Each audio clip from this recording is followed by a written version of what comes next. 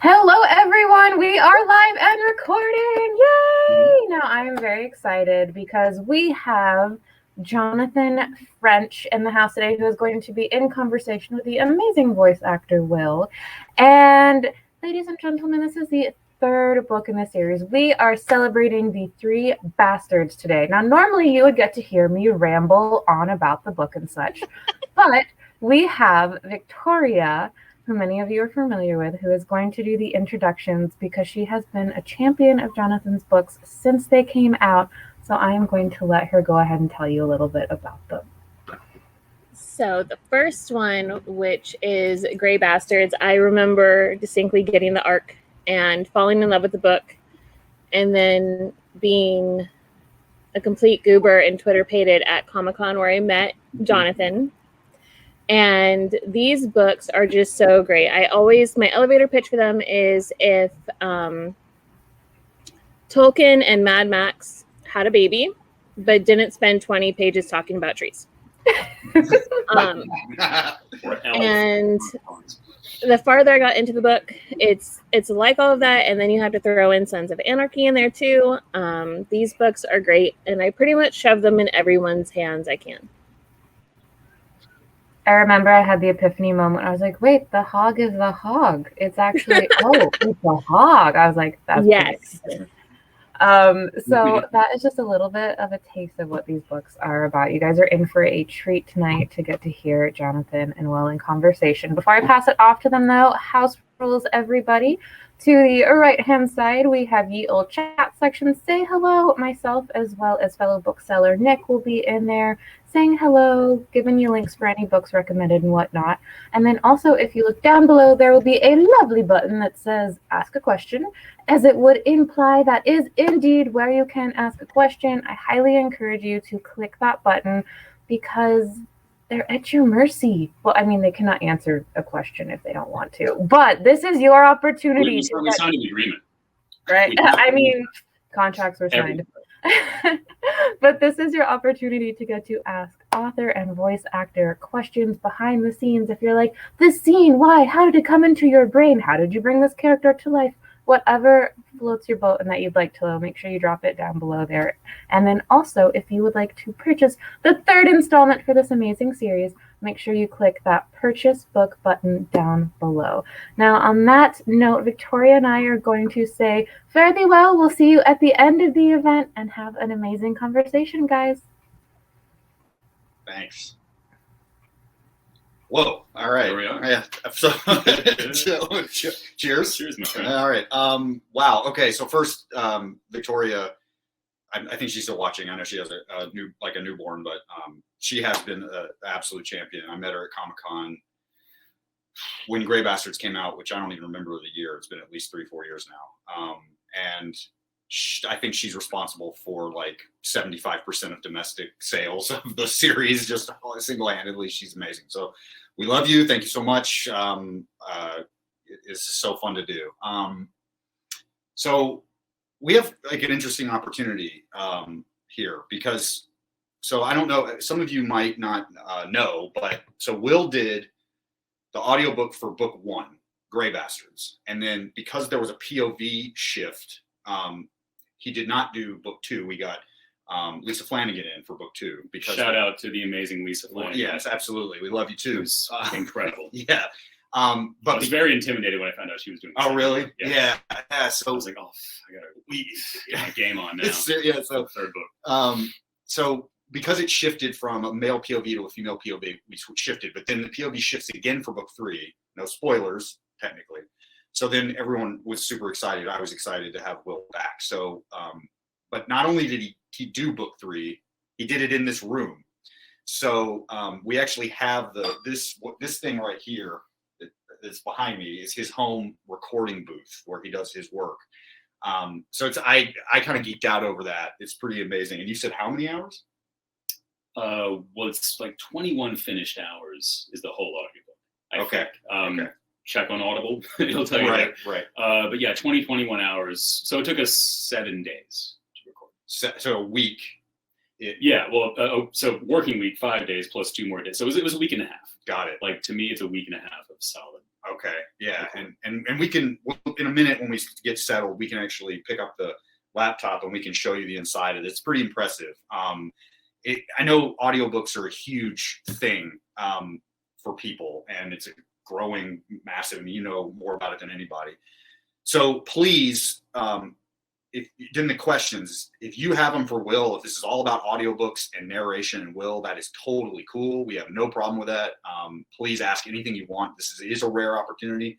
But I want to kick things off actually with a thing. So Will is also an author. He writes novels as well. So my question, because you've talked about how the audio narration side is very small. It's a small crew. Like everyone kind of knows each other. It's a small business. Like there's not many of you that do it at a certain level, right? So I imagine that not many narrators are also writers. Is that fair? That's true. I was surprised by how many of us are. Maybe it's not surprising when you think about it. But there are quite a few in fiction and nonfiction. I know a few who have published memoirs and who do a bunch of different genres.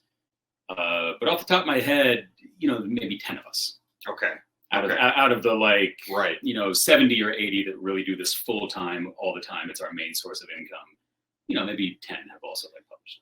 So what do you find is different for you as a narrator, that because you're a writer, that you see or you do that other narrators who aren't writers maybe don't necessarily? Is that an advantage? Is it a disadvantage? Do you just separate it? Is it compartmentalized?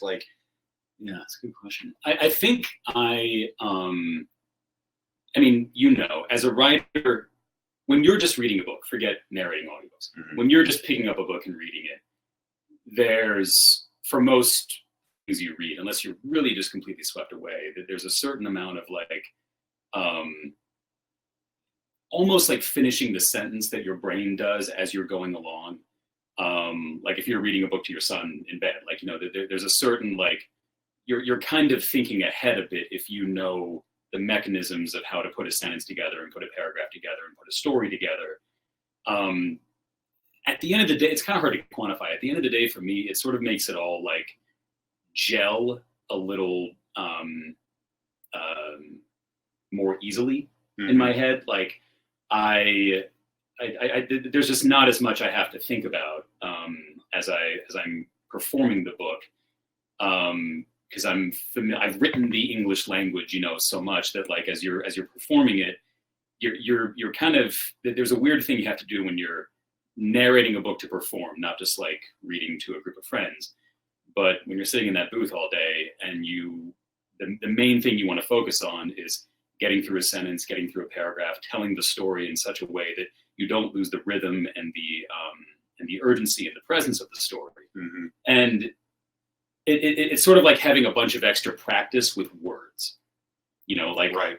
And so the more that you play with words, and now you add in the acting part of it, because as a narrator, we're voice actors. When you add in the acting part of it, that it just sort of broadens your toolkit. I feel like you're just more aware of what words can do and how to use words in, especially a 21-hour audiobook. There are just endless opportunities to just, play with the emotion of a scene. You're more familiar with words.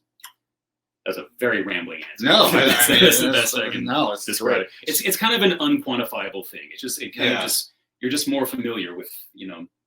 Sure. Yeah, with the process. So which voice did you hate me the most for? Oh man, which was it? Is it foreign languages, made up languages? Is that the worst part? No, I like those because those are, once you establish the rules for that, those are simple. Okay. And that also affects the accent of whatever character is talking. Right. I didn't really hate any of them. With a book like this, the only thing that is kind of taxing mentally is just the number of characters. And the way, so for those of you who don't know how audiobooks work, most of us, most of the time, are narrating at home in these isolation booths like what I have right here.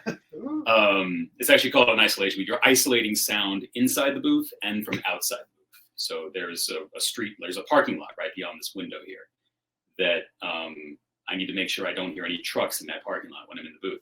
So when I'm just recording by myself, which is most of the time, I'm pressing go and stop, play and stop on each time I make a mistake, and I'm going through the whole thing. Penguin Random House, who is the publisher of this book, has a different way of working, which I love, which is continuous roll. So it means first of all, I have a director who is zooming into the session. In this case, he was in California. And so he's following me as I go along, sort of keeping me honest. But if I make a mistake, which happens, for me a couple times a page, I don't stop the recording. I just pause, pick up the sentence again, and go on. So it's up to someone else to edit that out. So what that means is when I come to a character who is a half-orc, who we last saw, we're on page like 200, and we last saw them on page 5, it's continuous roll. I can't like stop and be like, okay, hang on, we're gonna go back to that sound file from 3 days ago. Yeah, okay. So I had to, and this is up to the director too, we had to develop like, language between us as to who that, what was that, what was like the key to that voice that could get me right back into it. Got it. Because if it was me recording just by myself, I would make sample files that I could just listen to. Okay. But for this, we had to just be very specific, and like a certain one of them is Chris Christopherson. Yes, right. Mm-hmm. Warbler. Yeah. For those of you who know the series, Warbler is in my head. Like I try not to cast in my head. I know a lot of authors, some do. I try not to do that, and usually they, but sometimes you just can't help it.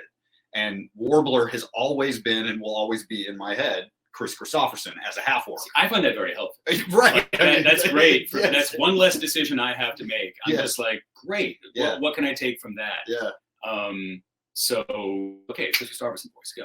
Like, Yeah. that's so like I didn't hate any of the voices. I love the cool thing about a big fantasy book like this is, and we talked about this, I had range to play out with a bunch of different voices and accents for these characters, and we were specific about like what the accents were in that case. But just having the breadth of a fantasy world to play in, then I could make some like crazy choices for characters, and and that's both more fun and easier for me to keep track of than of whose voice is whose. Yeah, right. Now that the series is over, so I don't listen to audiobooks, and not because I have anything against them, and not because I know he does a great job. People have told me he does, and I know Lisa did a great job for book 2. But I tried it. I never had an audiobook prior to Gray Bastards going from self-pub to Penguin.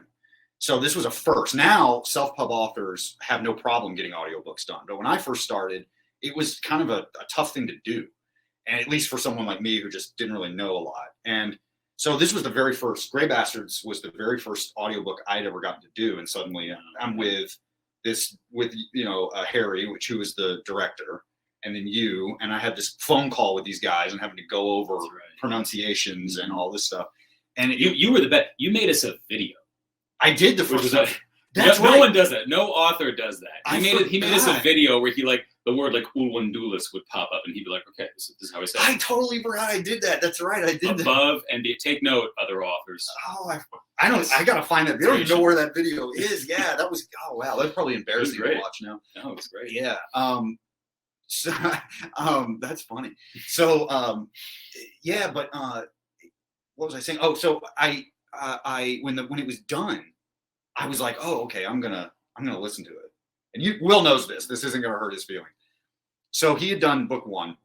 I was writing book 2, and I started to listen to Gray Bastards.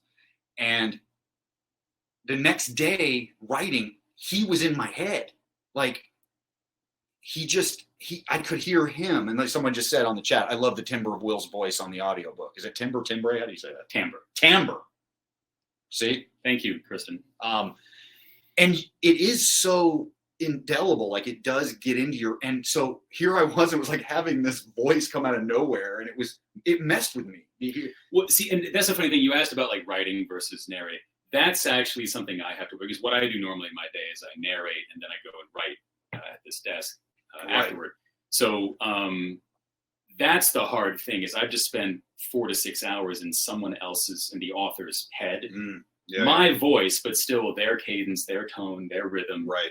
Or God forbid, I'm listening to someone else's audiobook, which I don't listen to that. You don't have time. I don't have time. Yeah, I want to listen to like podcasts or something else when I'm not working. But when I do, but then it's that person's voice. So I get the same thing for like other people's work when I'm trying to write. I have to kind of like reset. And, you know. Right, but now that it's over, now that the series is done, I wonder. I might do it. I might listen to them just to see. I don't know. Like, you might not like what you hear. Well, I mean, but at that point, it's such a collaboration, right? I mean, at that point, you are letting it go and letting it be something else, and you have to be that way. Like it's kind of like if it were made into a film. It absolutely is like that. It's another interpretation. It's absolutely like that, and you know, Bastards made it just far enough into TV development, and I got to work with some people, and obviously it didn't happen. It's probably not gonna, but to where you learn that, like you learn that you do have to just be like, this is kind of its own beast, and it's a blessing to have that new form that your book takes. And I just having a lot of ownership over it and really obsessing. I guess some people would do that, but for me, it just didn't. I mean, how many times, especially for book 3, we were on the phone for 90 minutes. Yeah. And so many times you would ask me like, "How do you pronounce this?" I was like, "I don't know." I mean, it just wasn't any point to, you know. I know it looks good on the page. I don't necessarily know how to say it. You know? But that's and most authors are like, okay. There's no reason for you to think about that. A lot of times I was asking because those of you who aren't aware. I admit my ignorance. I did not catch it when I first read Gray Bastards at the very beginning when I was prepping it. I didn't even catch that it was Spanish. It's overlaid on the landscape and the names of Spain. Yeah, I didn't even catch that. He had to say it, and I was like, oh crap. So that's why I was asking. This time I was like, okay, so in Spanish, Jonathan, this would be this. Yeah. And Basque, and finally you were like, just. But you speak a lot. You're almost fluent Italian, or you are fluent. I'm passable in it. You're passable. I used to speak Spanish. So, I know a little bit of those languages. And it's you do this. I mean, your voice is your instrument, right? So you're constantly having to do it. So this is the last book. What's next for you? Timothy, awesome question. I have no clue. I don't know. I'm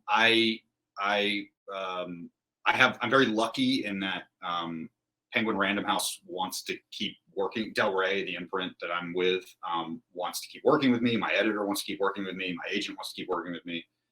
So that's great. And they're kind of just waiting to see what I do next. And I'm kind of waiting to see what I do next. It's going to be very different. I know that. I have no intention of doing a similar thing. It's not going to be another super macho, violent fantasy book. I enjoyed every minute of doing the Bastards. That's not true. That's a total lie. Some of it was torturous, but no, I'm very proud of them. But I just want to do something different.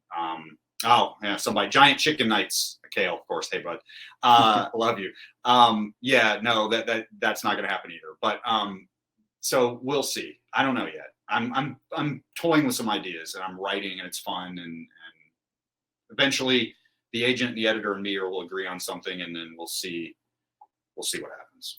Because you're actively working on other stuff now, which you and I talked about. Do you find yourself?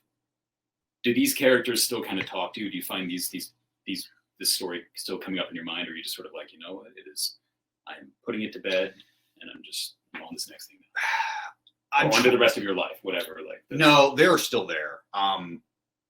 Science fiction. I'm not smart enough. I don't know. No. I know history. I don't know squat about science. My son's 9. He comes to me with science homework. I send him to his mom. No. No, I think they come back. Because here's the thing. I'm a comic book guy. I grew up on that. And so I think in long form, right? We're talking Peter David's run on the Hulk long, right? We're talking decades. And everything is episodic to me. So I wanted to do four Bastards books. And just the nature of the business, this isn't anyone's fault. If anyone's my fault, it's definitely not Victoria's fault because she was selling the balls out of these books. I wanted to do 4. I had an idea for 4. And it just wasn't going to happen based on sales and whatnot. So so there's plenty more Bastards in my head because, again, I had a whole other book planned. And even past the book, I had other like sequel trilogies or like new stuff. I am going to do, and I will say this right now, I'm committing to this. I am going to do, even if I have to self-pub it, which a lot of people are doing. Mark Lawrence did this with Road Brothers. I am going to do a Lotlands short story anthology. Oh, nice. I'm going to write that. Sweet. For sure.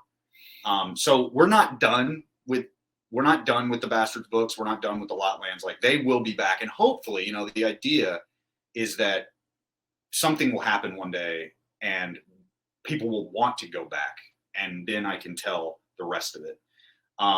So no, they're still there, and moving on is difficult, but it's also, for me, starting something new is really exciting too, because that's when you can start.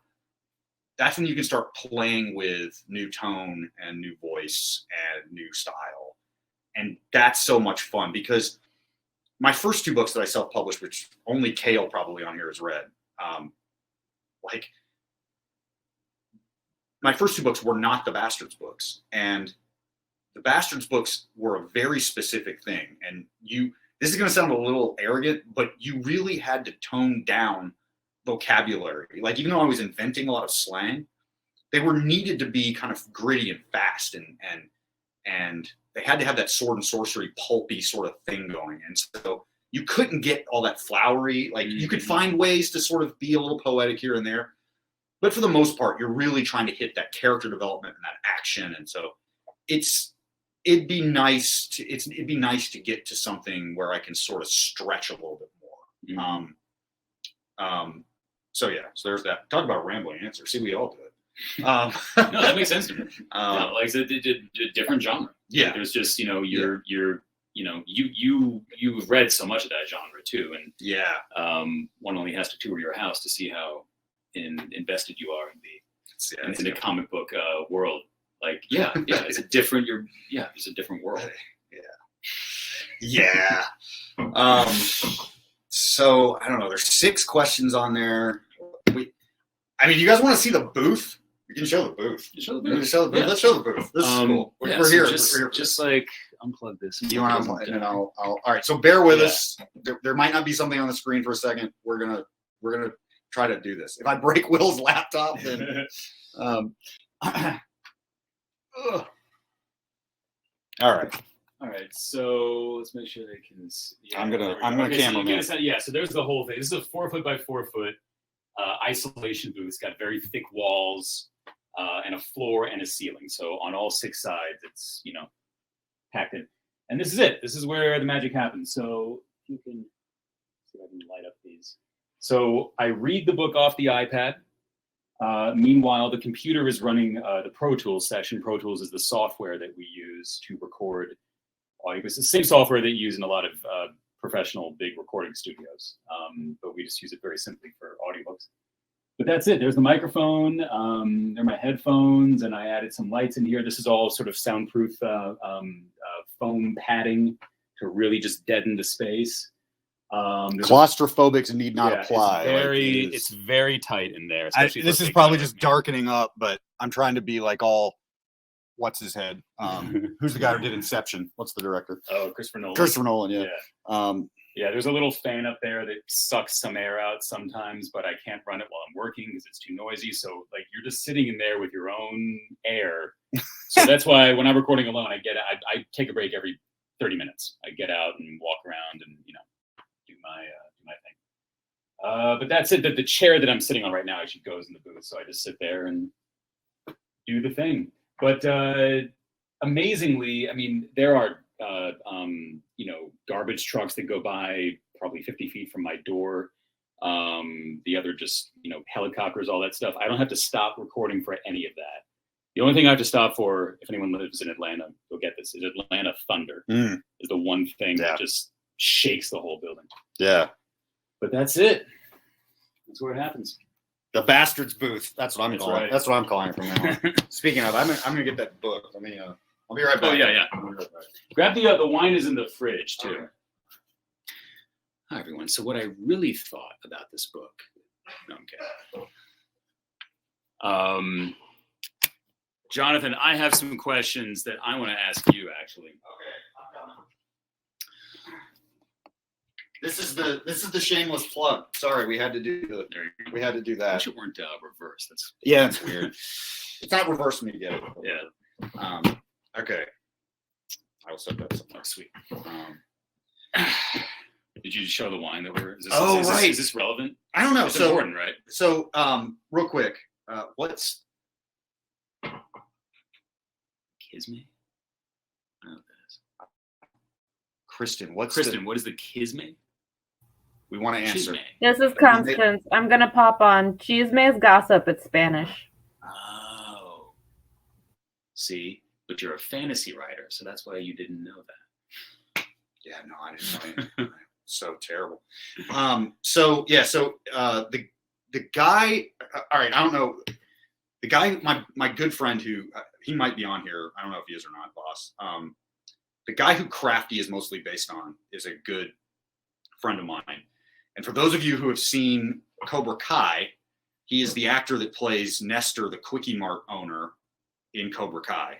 He's a friend, but he's also a wine guru. He's a wine rep and a sommelier and all that.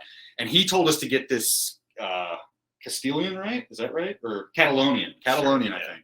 He told us to get Spanish wine, and the label looks like it says brutal, but apparently he told me it's actually pronounced brutal. And I told him that if I went into the store and said that, and he was pulling my leg just to make me look stupid. So anyway, that's if he's on, he told us to shout it out. So that's what we're doing. It's good wine, boss. Thank you.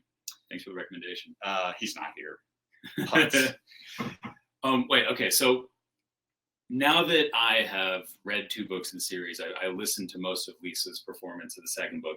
Is there any character that is like more based on you than any other? No. Like, did your voice come through like any of the characters in any particular way? I mean, you know how this is. They're all kind of you, Yeah.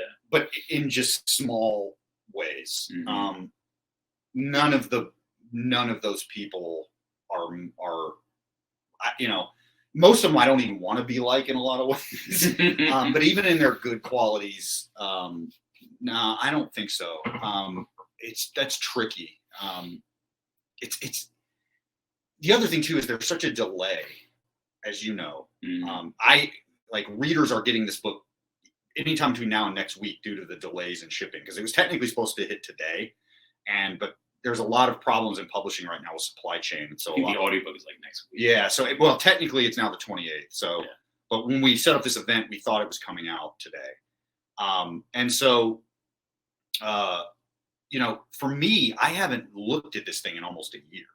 Right. Yeah. And so, and the other books, forget about it. I mean, I self-published Gray Bastards in 2015. And I know it seems like it should be an easy thing for me to answer, but no, I don't know. Like there's no me in there. I don't think. I mean, not even in a way of like, oh, I wish I could be like this person. Mm-hmm. It's probably healthy. I don't know. I mean, in some ways I wish. I mean, I definitely wish I had their physiques. But no. I mean, the only thing that I really channeled, and it doesn't really come through, I don't think, is my love of writing. I learned I didn't never own a horse, but my grandfather had them briefly, and then I learned in college officially. That was my PE. I went to a very rural mountain college. You had to ride horses for your PE. I rode horses for PE. Yeah. What happened? I got very fortunate in an unfortunate way. So I took the beginner class, and then I went to go take the advanced class. And 2 days into the advanced class, our instructor's husband ended up getting very sick. And so she couldn't do the class anymore. She literally had to stop teaching and kind of close the stable down and take care of him. But a good friend of mine was an Australian who had a ton of experience with horses. And she pulled him in, and he was a former student, and he was going to the college with me. She pulled him in to be like a day hand. And she let us sort of keep the horses worked. And basically he had full reign to do whatever he felt like needed to be done. And so because we were friends, I got to basically do the advanced class with just he and I. And we would go out and trail ride in mountains and exercise these things. And so there was a whole semester where it was just me and him. Wow. So you really learned. Oh, yeah. No, like, that's amazing. There were things that you literally learn. I learned that I can jump a horse because the horse bolted and I had no choice, right? It was like I had to hang on and then jump. And then it was like, oh, that wasn't too bad. And then you kind of learn how. So, you know, it's that though. That's funny. It kind of brings it around that experience, like being in the mountains and in the woods with him side by side with another person with a horse and like out ranging like that. That really informed. Like that's probably the most me thing in the Bastards book is that idea of being in the saddle with someone and in an exterior, just completely wild environment. Because we're up in the Blue Ridge Mountains. I mean, there's, you know, it's remote and the town was small. And it didn't take much to get out and not see anybody anymore and get into land and trails that just no one else is out there. And it's near Pisgah National Forest and Nantahala. And so it's just great country to do it. And that's a very different environment than the desert that flats and the Bastards are on. But that was fun. So my question is, ride in the saddle, die on the hog. Did the hog part come to you after you decided, which came first? Did you have the idea for like the kind of like motorcycle gang group before you thought of die on the hog and then they were pigs, or the pigs came and then you're, oh yeah, die on the hog? So the whole thing started as an idea for a D&D game. That's right, I forgot that. And I was 5th edition had just come out for the nerds out there, and I was just reading it and looking at it, and I've played practically every edition since 1986, and I just, you know, was into it, was trying to use it, and so I was like, but the way my group worked, they really like directed story, they really like to know what they were getting into, and so I was like, all right, they're all going to be half-orc mercenaries, and we're going to do like a, you know, I had kind of been seeing like Spartacus and Sons of Anarchy and Justified on TV. Right. We're going to make this kind of gritty gang culture. And at first I was like, my first D&D character is based off of Fetch. Victoria, you're first. Wow. Damn. That's cool. That's a big honor. That's awesome. Right on. So anyway, I thought it was too far. Now, first of all, wait, that they was too far? No. So let me back up. So I was just going to be like a mounted gang, more like a Western. And I thought I was just going to use horses.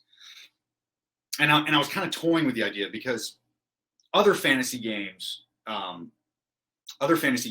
done boars or hogs, war hogs or warhogs or whatever as mounts. That's not. I've seen that. Yeah, I mean, I'm not the one that invented that. I never claimed to be. But I thought, you know, we're just going to take it. Her Victoria's Fetch character is pretty overpowered. I mean, if you've read how Fetch's progression, she's pretty overpowered too. So, eventually my wife said, you know, first of all, she said, why are you planning a game? You're a writer. So write the fucking book.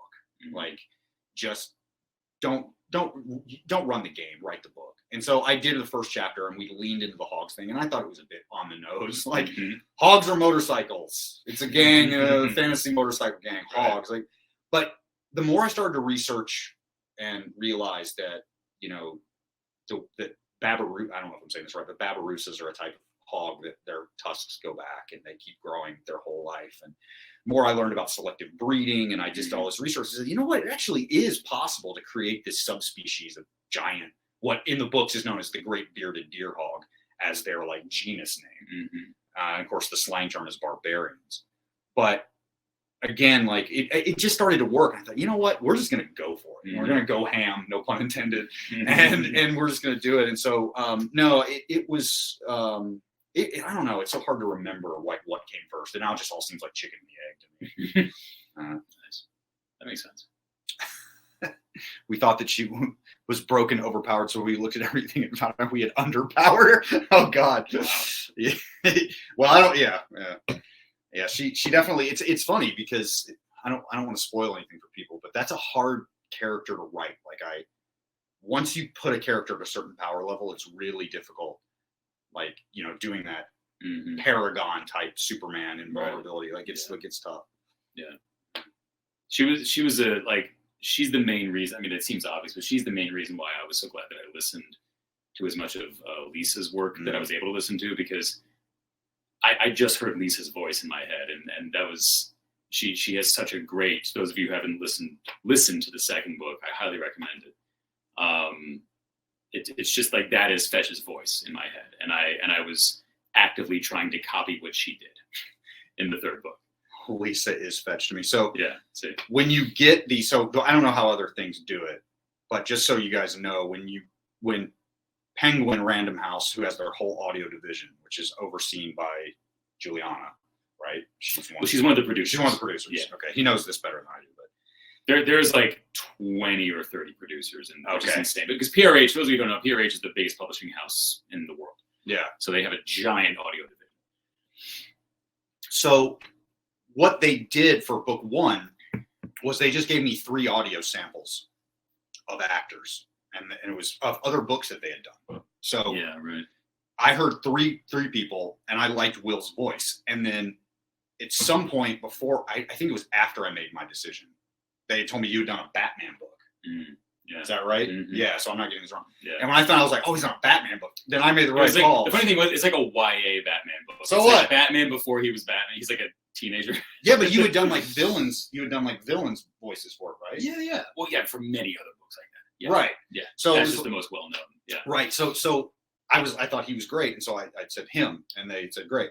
But then when we did book 2 and we were switching to someone to do Fetch for the more female POV, they actually had the voice actors read book 2, my book, not random stuff you had done before. Oh, cool. So the first page, so like a real audition. The first page of True Bastards was the audition piece. Now, for those of you who that's a good piece. So it just starts off with just this dialogue that you don't really know what's going on, and it's Fetch getting a lesson in Elvish. Yeah, and so it's very funny. It's just weird and funny. You don't really know what happens. It's just sort of like someone's trying to tutor her in Elvish, and you're not really sure, and she's getting it wrong, and they keep correcting her, and it's just dialogue all the way down until she flips out. Yeah, and the line is, "Fuck this with a hog's twisted shit smeared cock."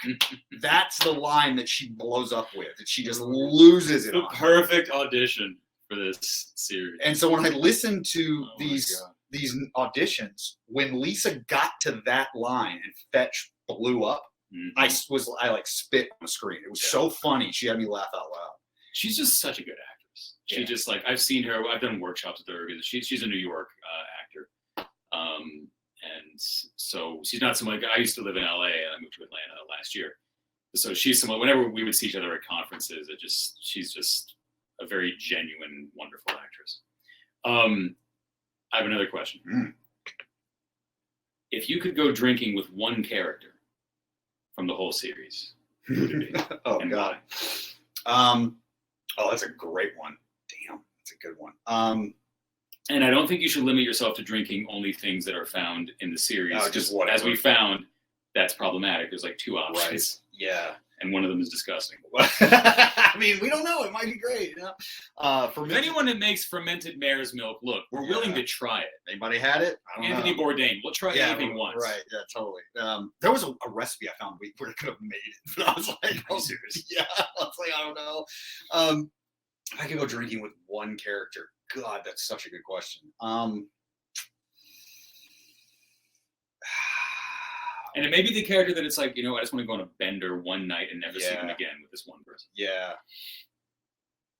Thresher. Like, really? Yeah, Thresher. I think okay. That she just yeah, that makes sense actually.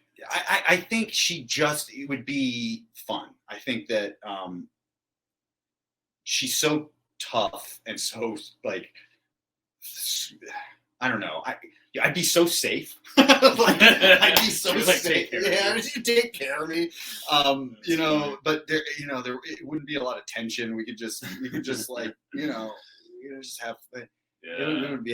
And the thing is that Thresher she's gonna need to get drunk to get, because like we don't get the story, right? Yeah, right. Mm-hmm. We don't know why she's all scarred up. We don't know why. Like we get hints of it. We don't really ever find out. And she has so many walls and so many barriers that it's like you would need to go out and get her to that point. And it's yeah. I like that. That makes sense. It's a good one though. That one through me because like it's kind of indie. Like, I can think of a couple different ones for different reasons. What would you go with? I wouldn't mind going with Warbler. Yeah, I think I get some great fucking stories. Karaoke would be awesome. Oh my god. Karaoke would be amazing. He would just do the same voice. The same. Yeah. Well, I mean, that's just that voice. Yeah, that'd be good. I mean, I may not come back, but like, oh gosh, but like, I want to go with Crafty one just because like I think it would be a crazy fucking night. And just like, it'd be just like an odyssey. I think I would end up like, wearing somebody else's clothes, like totally hanging from a street pole and like dancing somewhere. Like I just forgetting who I was. Hangover Lotlands. Like it would be, well, the good thing is, Voss now, who basically is almost Crafty. So we can make that. Funny. We can make that happen. I met his friend Voss after, of course, I'd done the books. And it's funny that you told me that. Now I'm like watching him very closely. You can trust him. I mean, you say so. No, all right. No, I don't know. Like it, yeah, they're fun. They're all like, other than maybe Hood, they're all really good drinking partners in different ways. In very different ways. Yeah, very different ways. Oates would be bottom of my list because he would just drink me under the table. Tell us a little bit about the story. Why don't you do that? Then I'll read the questions. All right, we'll do that and we'll read the questions. Okay, so it's so hard to talk about for people who aren't caught up, but I assume my audience is so small, most people are probably caught up. So at this point in book 3, the war that has been building between the half-orcs in the Lotlands and the human nobility in Hisparta is kind of finally here. We kind of flash forward about 6 months from the end of book 2 to book 3, and it starts kind of in the middle of stuff, in the middle of the shit. And we realize that things have boiled over, and there is a front. There is a definitive front. And because we switched POV to Oates, so we went from Jackal in book 1, Fetch in book 2, and we were finishing it out with Oates. We get another different perspective, and a perspective that I think hopefully a lot of people will be surprised has the revelations and depth that it does. That's the goal.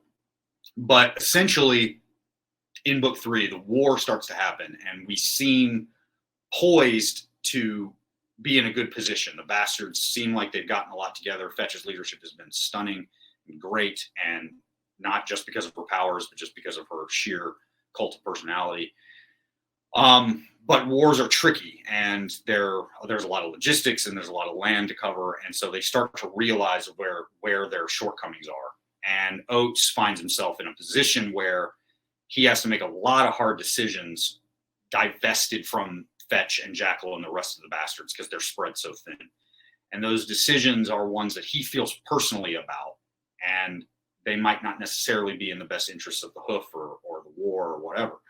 And so it starts to boil over to a point to where the whole story is really a lot of Oates' struggle between his own personal ethics and what he's been born to know, which is the Hoof and the bastards and the gang. And it's a struggle because he's starting to think for himself a little bit more. And, so they're doing a really bad job of it, which I'm trying to avoid spoilers. But I think at the end of the day, we're ending with the heart of the Hoof, which is the important thing. Jackal was sort of the balls, right? Mm-hmm. Fetch was the brain. Mm-hmm. And now that's a good way to put it. We're ending with the heart. And I think that was important to do. So, yeah, cool. Thanks, Timothy. Appreciate it. Right. So let's see what we got here. Okay. Will we get an origin story or in-between events story about where Hood goes, what he has done, and how he got so good at what he does? That's a good question. That is a good question. My favorite characters. Yeah, and you know the answer. So, yeah, yes. in book 3, you will learn a ton more about Hood. Yeah. You will definitely, you might not always know where he goes. You will get some of what he's done, but not everything. And how he got so good at what he does, you absolutely do find out. And Hood is one of those characters that he's probably the one who will make the short list for being in that short story anthology. Yes. We're going to get a Hood short story. You could just do like endless short stories. I think that would never get tiring. He's so fun. Yeah. He's so fun. Of the 3 books, which perspective was the most fun to get into? Which was the hardest? Jackal was the most fun. It was fresh. It was the first book I was blissfully ignorant about the pitfalls, like when I thought, because I wrote it was my 3rd book I'd ever written, and I wrote it to be marketable. Like I thought half orcs, Sons of Anarchy, Middle Earth after a drunken night of bad decisions. That was my whole Middle Earth found in a bathroom in a bad neighborhood. Like I thought that, and when the editor at Penguin Random House contacted me, his line was, if you'd have told me that a book about Tolkien races, elves, orcs, halflings, would have gotten my interest in this was 2016 at the time. He said, if you would have told me in 2016 that would have, I would have told you were crazy, because no one was buying that outside of Warcraft fiction. It just wasn't happening. All the big fantasy books were very human centric there. So in my ignorance, I thought, in my nerdy D&D ignorance, I thought that just mixing something like Middle Earth and Mad Max or whatever you want to say was just an instant marketability. What I didn't realize was it wasn't, that no one was doing Tolkien races. No one was doing that stuff. It was all very in the George Martin vein. It was all very human oriented with little bits of magic. So ignorance was bliss in that regard. Yeah, you wouldn't have written it. Yeah. Right. Grey Bastards. No, right. Yeah. It's the book that got me into this type of fantasy. Never thought I would care about words. There you go. Thank you. So it for me, it was a labor of love, and it was this childlike thing of just being into Tolkien and into D&D from such an early age that I wanted to do something with it, found a way to do something with it, and it worked, thank God. And so Jackals was the most fun. Unsurprisingly, I think Fetch was the hardest. Book 2. First of all, book 2s are always tough. Second of all, you're writing in a female perspective, POV, that you never leave Fetch's head in that book. Clearly, I am not technically equipped to do that. And I know that writers have for hundreds of years written outside of who they are, and that's kind of the whole gig. But we're in a different culture, and there's a lot of sensitivity, and I get it. I understand. I understand as much as I can, and I try to understand more every day. And it was, you second guess a lot, and you wonder, am I doing this correctly? And so you just have to trust and tap in. And thankfully, I had strong women in my life who I could draw from, who I could talk to. But it was still, you second guess a lot, and especially things like sex scenes. It's it's one thing to write, Jackal having sex. I know what it's like to have sex as a man.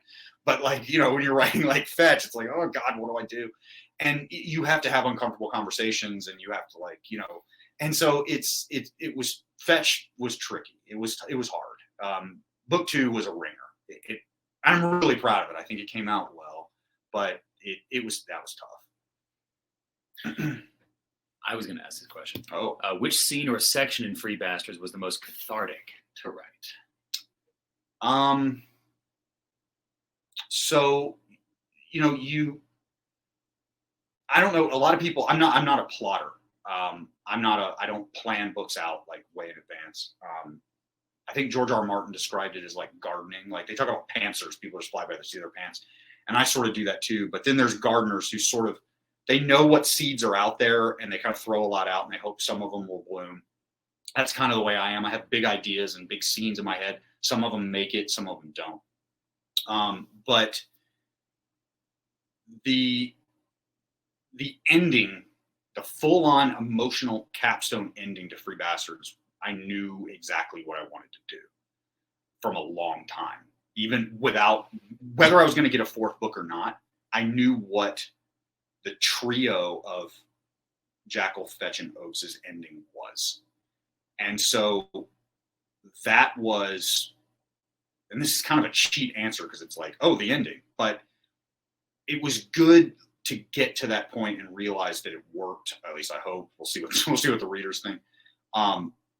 Yeah, that was nice to know that, you know, you put that seed out there years ago in your head, and when you finally got to that point, because I write linearly too, I don't jump around, so it's literally chapter 1, page 1, word 1, sentence 1 all the way. I don't like, if I get stuck, I don't jump. It's just probably not good because it makes me slow. But so I did not get to the end. It's not like I had the end and wrote it down and then a year later just melded it to the rest of the manuscript. I literally had to wait until I got there. And when I got there, that was nice to be able to do. So that was fun. There's also a really big siege at Cal Barca that happens in book 3. That was super fun. That was super fun. The ending is great, by the way, guys. You won't be disappointed. A question for you both. If you were part of the Bastards, what would your name be? Oh, I'm so bad at this. Do you know yours? Oh, no. So you think, okay. I will make my answer very quick. So you can't pick your own. That's right. Part of it. So you get named by your hoof. So technically, Will, like, you can totally say something if you want, but technically you can't. You would name me. Like your friend's name. Yeah, so right. Voss and me and all the others have to get to him. So mine is in book 3. You actually meet mine, which was given to me by my wife. Mine is malcontent because I am never, ever, ever, ever happy. I am always like that. So malcontent, as you know, he's very small. I didn't make myself like a big role, but malcontent is mine, and my wife gave me that one. I feel like mine would be. I'm imagining what my partner January, who's also a narrator, some of you may know, right? What she would say. It would probably be like Butterfinger or something, because I'm so fucking clumsy and I'm always dropping shit, and I just like I walk around this. I spend all day in this booth in this room in this apartment. I walk around and just like bang into things for no good reason. Like I'm an absolute klutz. So first of all, I'd be a terrible person on the battlefield. Like so. Useless or dead. Maybe those. Well, I used to joke because you know the like what's your rock star name or what's your porn star name? Like they do that on the internet. I used to joke that your hoof name, your bastard's name for like your half orc gang name, was always a prominent physical feature and your biggest perversion. That's what I used to, and that is not how I did the names. Yeah. That's not how I did the names of the book, but there's a fun way to like try to figure it out. Yeah. So anyway, it's fun. Good question. That is a good question. Which secondary character is the most fun to write, and which one is the most fun to narrate? Conversely, which was the most challenging? Do you want to take that one first?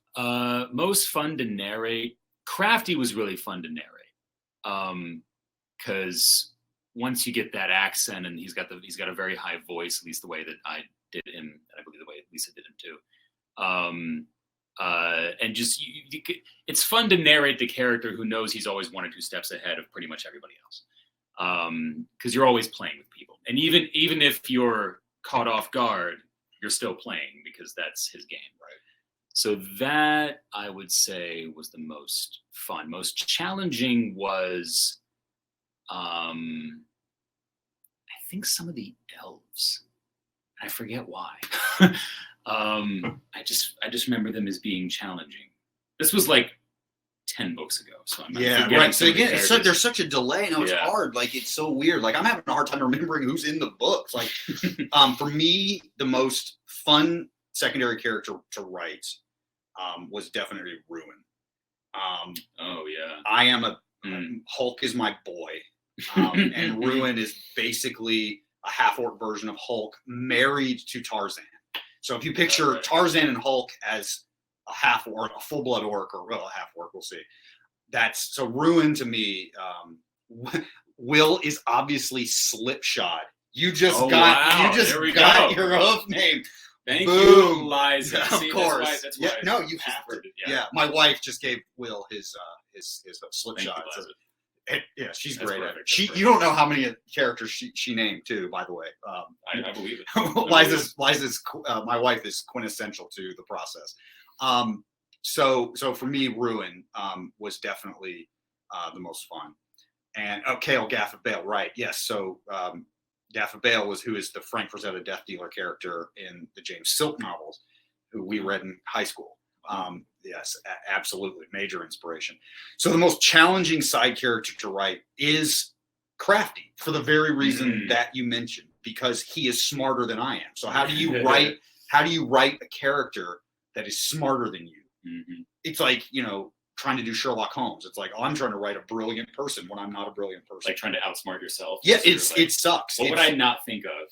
It's the worst. It was the absolute worst. And especially when my editor is really good at plot. And so he would say, like, well, hold on, how, and he would just point out things. It was just like, so yeah, no, Crafty's a pain. When are we going to see a Bastards? Tony. Hey, Tony. It's a Tabletop game. So either role-playing game or war game. I'm not much of a gamer, guys. We're going to fix that. New to me. We're gonna fix that. No, we found a couple things that you're. Yeah, he's going to like are my gateway. Song of Ice and Fire or tabletop war game, because you're a Game of Thrones guy. I got any day. January. Will is most definitely not a gamer. Thanks, Ben. Is that her not wanting you to become one? No, she just knows that I'm useless and because she beats me, I'll admit she beats me in every board game we play, so she's not invited. Liza's the same way. That's right. You, me, and Voss first time, just to build some confidence. No, all right, no. Please. Yeah, no, let's do it. No, dude, Tony, it would be my dream. Like, more than a movie, I would love to get a tabletop game. And you know, there's a company here that makes the Game of Thrones war game that's Atlanta based. And God, I wish they would contact me. I would do it in a heartbeat. So far, nothing. But yeah, kickstart it, dude. I can barely get done the stuff I need to get done. But anyway, wow, that's a good idea. I think we've literally got. We got 2 minutes. To minus 2 minutes. Yeah, not bad. Come on, somebody, send us one more. You send us one more question. One more, and we'll fight over it. Just don't say we'll arm wrestle over it. Seen the guns on this dude? You're not quite as big as this guy, though. Look at the size. Are you kidding? Yeah. Look at the size of his arms, bro. This is like the size of my leg. Do you want to know what's funny about this model? When they sent me his picture to say, is he what you're looking for? He was in a mermaid outfit. Are you serious? This guy with a mermaid, doing something with a mermaid costume. That's so. I think we're being interrupted by our. I think we're being told. Like it. Oh, yeah. The teacher is back in the classroom. Right. Not to interrupt mermaid talk, because I'm trying to picture that, and my brain is short-circuiting trying to picture an orc as a mermaid. But you just at that point. I'll send it to you. It's amazing. Please do. That would be hilarious to see. But we are unfortunately at the hour mark. So it is my not so fun duty to have to bring the event to a close, because it has been an absolute pleasure getting to hear the two of you talk. And also, too, how cool is it, everyone, that we actually had two people in the same space virtually, which is like Inception somewhat. But thank you so much, Jonathan and Will, for coming together and then joining us. Everybody, go and buy book 3, which is technically out next week, so you can pre-order, but go buy it, finish this series so that one day you can get more, because obviously there are more stories out there for y'all to get about these characters. And just thank you so much for joining us. Goodbye, everyone. We will see. Bookstores. Thank you, everybody. Woohoo! Yes. Oh, yeah. Thank you. Shout out to independent bookstores. Yeah. Hi in the hall, everybody. Take care. But yes, the purchase book button is going to be down below. And also, too, I forgot to mention this at the beginning, but when you order through us, you get a really cool book plate, because the book plates y'all did for these books are amazing. And then on top of that, too, the pre-orders got this really badass patch.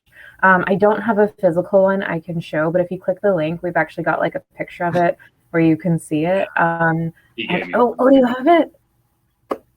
Yes. And the patches are super. That hangs in my booth every day. I love it. It's like a legit badass patch. Yeah, so on that note, we are going to say thank you so much for joining us, everyone. It was a wild ride. horrible pun intended. Could not resist. I apologize. And we will see you all on the next event. Have a good night, Jonathan. Have a good night, Will. Goodbye, Thank you. everybody. Thank you.